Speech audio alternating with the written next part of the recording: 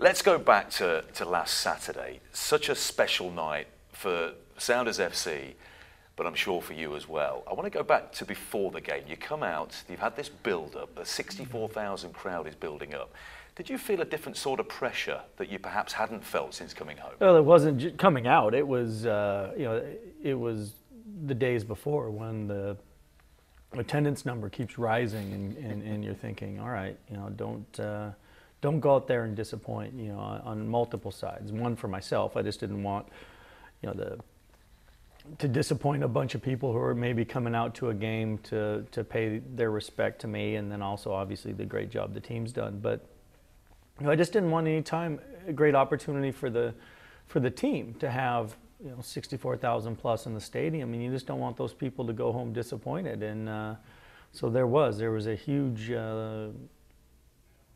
kind of nervous feeling, going into that game that I hadn't felt, in a long time. Your save in the first half against Chris Wondolowski was pretty special, and that kept the Sounders in the game at 1-0. But San Jose played pretty well.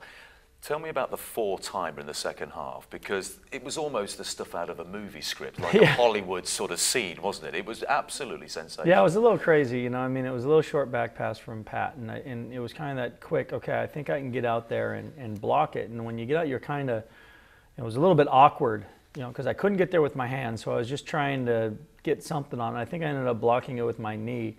And then you have a decision as a goalkeeper. Of course you want to get back into a good position, but at the same time, I can't be running while the shot comes, so I have to get set. So it's always, okay, where can I get to try to put myself in the way? And then I was able to make a foot save on that one. And then it was try to get a little bit further back into a better position. And then I was able to make a hand save there. And then it fell to somebody, and then I was able to sneak out and kind of sweep it off his feet, and then Ozzie cleared it. But you're right, it was a little bit surreal. Was there a moment after that when you thought, well, a couple of things, we're now going to win this game? No, not at all. Really? No, or was there a time when you ran back towards the broad end and went, yeah, nailed it? Do you allow that to creep into your mind on a day like that? I mean, the problem is, I think once that creeps into your mind, then you make a mistake. Then you're like, all right, well, yeah, I got this taken care of, and then you lose that little bit of concentration, and either don't get your angle right or have a ball go through your hands or something, and I just didn't want that to happen. I was just thinking, we've come back so many times before, and if I can not let them score again, and if we can keep it at 1-0, let's just see what happens. Then after we scored the first goal, I thought, that's okay. In this situation where we're at, being down for so long, not playing particularly well at times, a 1-1 draw wouldn't be the end of the world here. And then Freddie getting the second goal, and just, the place erupted. And then they were obviously throwing caution to the wind and throwing people forward, and made it interesting for us, and we were still able to hang on. And that's what truly, for me, for all the years I've played, I've always said, the biggest games for me are the games that I have a good game and we win. Maybe it's not the game I have the most saves in or the most spectacular save or whatever else, but where I feel, I've made a difference in helping the team win a game or pick up an important draw or picking up points. Because so many times in your goalkeeper career, your best game is a 2-0 loss.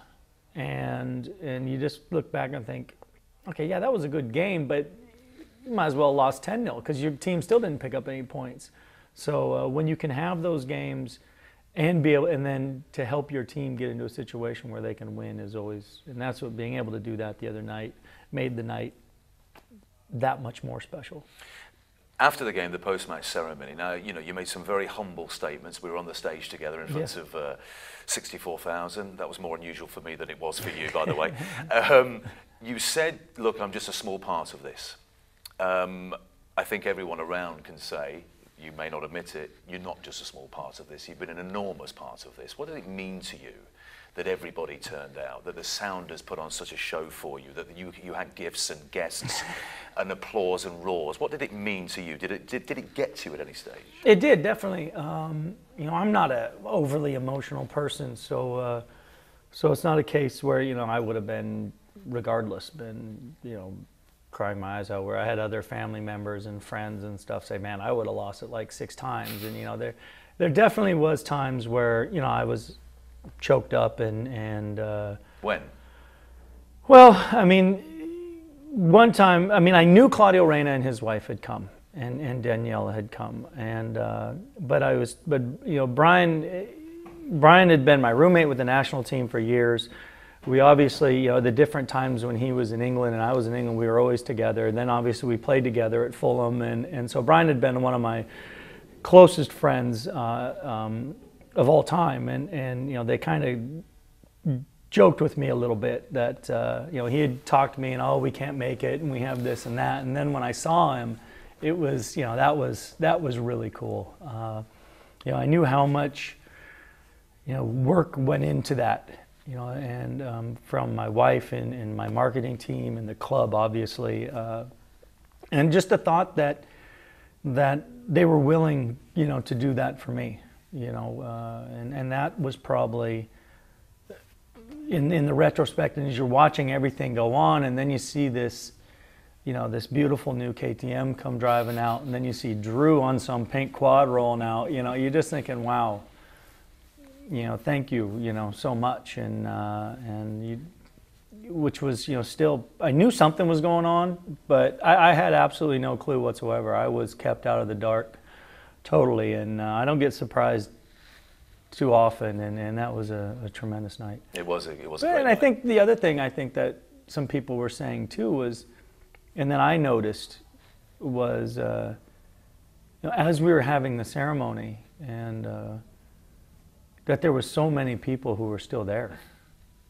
You know, and you know, that's a credit to the club, you know, credit to the team, just that the team truly means something in this city, and that's made the transition for myself to come home from Europe to be a part of this organization from day one. You just knew that it was going to be something special. I don't think anybody could have ever assumed that it was going to be as big as it's become, but you know, that's when you kind of look around and go, wow, you know, we're doing something right here. And testament to you yourself, Kasey, as well, that people didn't want to leave. They wanted to see your special moment. I want to go back to the childhood, this journey, this incredible journey from, you know, Lacey, Olympia, the egg farm, studying. When you were working hard, and I know your father instilled and your mother instilled a very serious work ethic in you, what were your dreams? What did the young Kasey Keller aspire to be when you're working and studying? This might sound, I don't know if it's necessarily cliche, but it's definitely, it's the truth. From the very first time I ever, in school or anything, said, you know, what do you want to be when you grow up? You know, I wanted to be a professional athlete. I know a lot of kids say that, but I truly did say that from day one. I didn't know what sport. Maybe that's maybe a little bit American, because, you know, the options and are maybe different than the rest of the world. So I did. I wanted, you know, maybe, was it basketball? Was it American football? Was it, you know, baseball? I mean, my dad was a baseball player, but so the idea was I just loved sports. You know, I grew up on a sports field, always with a ball in my hand, always doing something, and just tried to do whatever I could to become a professional athlete. So did you stumble into soccer, or was soccer always a part of what you were doing? Soccer was always a part of it, but it was, you know, it never was, maybe playing-wise, it was a focal point, but what games were you going to watch? I mean, yeah, I'd come up to Seattle every once in a while and obviously watch the Sounders and that side of it, and then that folded. You know, I was probably 8th grade or so, you know, when that kind of finished, and then you'd go up and watch, you know, Tacoma Stars indoor every once in a while, you know,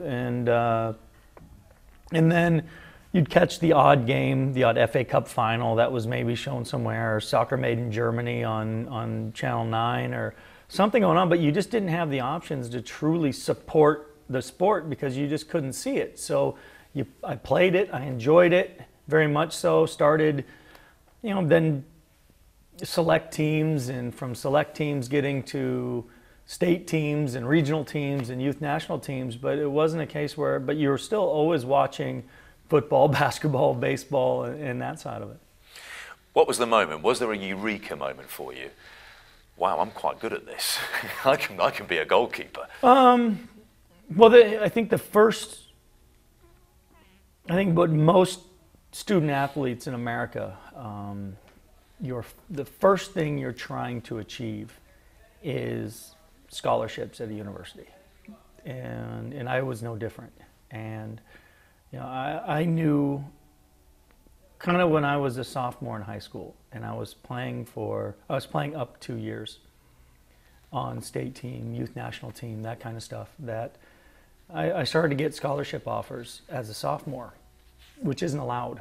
And my mom actually had to call a couple very big prestigious schools and talk to them and say, you do understand that my son is 15 and he's a sophomore in high school, he's not a senior. And finally, they kind of realized a little bit. And that was when I kind of started to stop playing the other sports. Time constraints, of course, but also it was obvious that the opportunity to get my school paid for was going to be the easiest achieved in soccer. What are your feelings about your parents and the work ethic that they instilled in you? Because that's one of your qualities, isn't it? You work hard. Well, you grew up every on a day. farm. I mean, it's not there's not much of a choice. I mean, I was quoted when I was in Germany with the same kind of question, and actually I think a T-shirt got made out of it. But because they asked about that, and I said, what are you going to do? Let the cows starve? There is no choice. You have to, on a farm, it's not like, okay, time's up, 5 o'clock, punch my card out and go home and start up again tomorrow. It's like, well, you got to do the work until the work's done. And most times on a farm, there's more work than hours in the day anyway. So you're always got something you can be doing. And what I really enjoyed about life on the farm was, it wasn't a case where I also didn't get to have fun with my friends. I wasn't an indentured servant. I was able to work. I always had my own, money to spend. But maybe, let's say summer vacation would be a case that I'd be working on the farm, and maybe at 8 o'clock in the morning till noon or 1 o'clock, and then I could go meet my friends and go water skiing or go do whatever. So I was able to kind of have the best of both. And the nice part was the farm was also, close enough to the city limits where I wasn't stuck out in the middle of nowhere. I had plenty of friends that lived a lot further out than I did on the farm. So when I was done, I could hop on my bike and go meet my friends and go to the arcade or go do whatever. And so that was kind of a best of both worlds. Let's go forward to this trip to England, this trip into the unknown. Millwall Football Club from southeast London, and we're not talking Surrey or Knightsbridge, anywhere near Buckingham Palace here, are we? We're talking about southwest, the southwest, okay. the Docklands of London. Right. I mean, it's a culture shock, I would imagine, for a lad from Lacey in Washington. Tell us about that. Describe the early days at Millwall. Well, I'd done obviously a ton of traveling with the youth national team and spending times in hotels and with guys that I was just meeting and really, that competitive situation where first time you go into the men's national team from the youth team, you want to go in there and you want to show yourself. I mean, and so for myself, it was just that whole idea was that I'm going to get to England, I'm going to keep my head down and just prove that I was better than who was there. And, I got there and we were a little bit outside the city, out in Kent. And so it was not the best training ground, the old training ground for Millwall. And so I just thought, okay, this is not great, but, oh well. And so we go and just have a good couple days, training. And then the guys started to ask some questions. Okay, what's going on here? They kind of thought I was just a at first, maybe just an American kid finished up from school and come over here and training and seeing what's going on. And then, once it started to get leaked out that I was on the, the World Cup team in '90 and that kind of stuff, then it started to make a little bit more sense to them. But it really was the first time, I went to the stadium, and you realize, and then you start to realize kind of, where Millwall's at. And I had been warned, that, Millwall's a rough area. And there's no different than, there's plenty of stadiums in America that are in rough areas, and it was no different. And the Millwall fans are a very tough, demanding group. And kind of the thought process was, if you can win these guys over, you can win pretty much anything over, and that's exactly the way it worked out. We'll save the more fruity hooligan stories for your autobiography maybe in a few years, because there are some extraordinary tales of what was going on there in the early 90s, and because you were a hero of theirs as well. You were never in danger yourself, which was great, but maybe opposition fans can't say the same thing. True. So we'll leave that there until the autobiography. What about your other club career? I mean, you played for some big clubs. You played for Spurs, you played for Borussia Mönchengladbach and Rayo Vallecano and Leicester City. You won a trophy there. Yeah. When were you happiest in Europe? What was the happiest period? That was the coolest part about it, is there was no one happiest situation. There was tremendous situations at every club that I played for. From Millwall being my first club, and the first is always the first. You can't change that. And I played 202 games in 4 years for Millwall, and tremendous cup victories.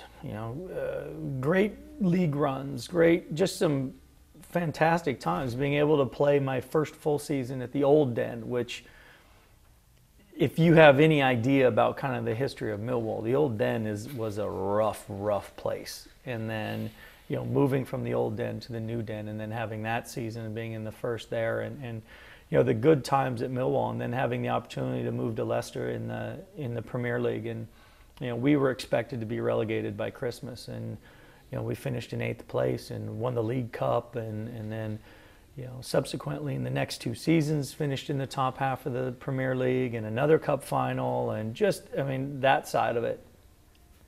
And then being able to move to Spain and to be the first American player to play in La Liga. And I think after 16 games, we were 1 point ahead of Barcelona in first place. The huge experiences that I had there, from being invited to a state dinner at the White House for the King and Queen of Spain. That kind of stuff that came about from playing in Madrid.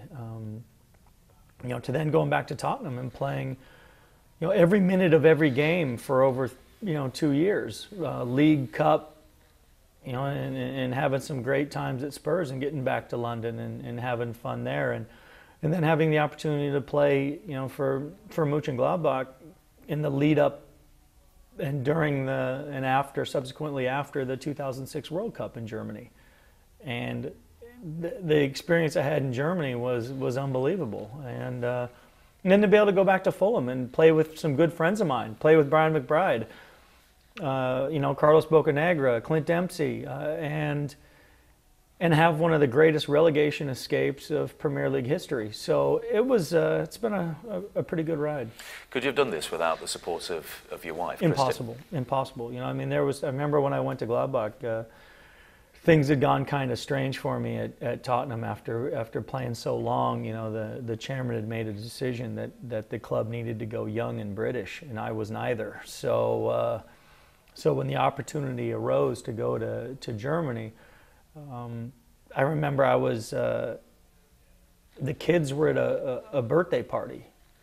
They were swimming at some birthday party with a friend of theirs from school, and phone rang, and I walked outside and answered it, and it was Dick Advocaat, and he said, "Kasey, I want you to come to Mönchengladbach for us. It's the winter break. We're in a relegation fight, and I'd love for you to come and help us stay up, and basically go secure your release from Tottenham, and we'll see you over here." And I walk inside of the birthday party and tell my wife, "Okay, we're moving to Germany." And it's like, all right, cool, let's do it. Did it reach that stage that she understood fully that this is soccer, things can change in a split second with any phone call that comes, and you walk in and say, we are going. Yep, and Christian would go, I'll support you. No question about it. That's the dynamic that you have. That is. I mean, it's a finite career. You know it's only going to last for so long. Where it did change a little bit after is when once again, we're talking, Mönchengladbach is about 20, 30 kilometers outside of Dusseldorf, which is one of the most international cities you're ever going to run into. I was very fortunate. I mean, I spent most of my career in London. Then I was in Madrid. Then I'm in Dusseldorf. Leicester City is the Midlands. I mean, it's not like it's in the middle of nowhere. So it wasn't until after I decided that I was going to leave Mönchengladbach that I started to get some very interesting offers from places where it just didn't make any sense to take the family there. But if I had been 23, 24, without the kids, I'm sure Kristen wouldn't have hesitated to go there as well. Interesting. Well, maybe one. I did get an offer to go play in Iran, which I don't know if Kristen would have come with me to Iran. You'd have been happy to go there for the experience for a couple of years, maybe, well, but not without your family. Yeah. But you do. It's a global game. You're going to get offers from all over the place. It's absolutely fascinating, isn't it? US men's national team. I mean, 102 caps, 4 World Cups. Focus on the great stuff in a second. Does 94 still hurt? I think it would hurt if I had been 32 years old. I shouldn't have been on the 90 team. But then again, 20 of us shouldn't have been on the 90 team. Not because they weren't good players, but we were full of college guys who barely had any pro experience. Getting thrown into a World Cup because there was no league here. There were guys who had to stop playing outdoor to play indoor to make a living, and so it was an incredibly young, incredibly inexperienced team that went to 90, where that would never happen again because we just don't have. We have too much experience now. Could you imagine pulling a kid out of his sophomore year of college to go be on the World Cup team now? No. Yeah, it's not going to happen. And we had a few of those players, and so on that side of it, I looked at it like, well, okay, I got that experience. Then I was really the only goalkeeper who was playing kind of professionally at a high level at the time, and the U.S. team was kind of playing as a club team out of L.A. and picking up games here and there, and I will never know what the real reason was why I wasn't on that team, and sometimes I think you have to have a little bit of adversity to really get you motivated to keep going more and more and more. And maybe that was one of those points where you just said, what am I going to do? I can't pick myself for the team, regardless if most of the press or most of whatever says, you should be there or whatever, and nobody quite knows why it went down the way it went down. But I think my national team career kind of went pretty well after that. What are you going to miss most about being a professional soccer player when you're no longer one in a few weeks' time? I'm going to miss the feeling of winning a game. When it's over and you've been part of something and have that special feeling of making that happen. The preparation before a game, during the game as a goalkeeper is terrible. It's all stress. It's all, my mistake is going to cost everything, and I'm not going to miss that at all. The neurosis of being a goalkeeper. Correct. Tell me about it. I will definitely miss training. I enjoy training. Like today, nice kind of crisp day, a little bit of rain, just great day to be out there diving around, playing some games. And I won't miss necessarily going to training every day, but I will miss being part of that side of it. The interaction. You always say whenever you're with a team, you always have kind of a built-in friends. Maybe they're not your best friends or whatever, but you come in, you've got great interaction. You've always got a group of guys there to kind of joke with, and that'll definitely be missed. Finally, You're a goalkeeper. Yes. Let's get to the shootout. Unfortunately. I want the first thing that comes into your mind when I mention certain subjects or ask you certain questions. Favourite Sounders moment? First game. First game, that anticipation, the huge crowd support, the crowd support in the city, and then winning 3-0 and saying, all right, we're here. Favourite band? I have a couple, and they're both good friends of mine. Actually, the band Tool, Justin Chancellor, the bass player, very good friend of mine, was actually at the game the other day. And then the band Disturbed, where their manager, good friend of mine, I know the guys really well. Every time they're in town, we're always hanging out. So those are my two favorite bands. I'm going to put you down as Coldplay, if that's yeah, okay. Neil Diamond. Yeah, right in your wheelhouse. Thank you. Best player faced in your entire career? I suppose it would have to be a striker, I guess. Well, impossible. But I say if I had to pick one, the guy who scored the best goals ever against me was probably Dennis Bergkamp. Have you ridden your motorcycle yet? That was a gift from the Seattle Sounders FC. I have. All of about 30 seconds while I rode it from the storage shed that it was in, or the storage place that it was in at the stadium, onto my trailer. Seattle Sounders, can they win the MLS Cup? No question. We've consistently scored goals this year. We've found ways to come back from adversity. I see no reason why we can't go into the playoffs and win the thing. You need a little bit of luck. You need to be playing well at the right time. You need, a lot of factors need to come into play. But I'm not going to say we're going to. I'm not going to say that we're not going to. But we definitely have a chance.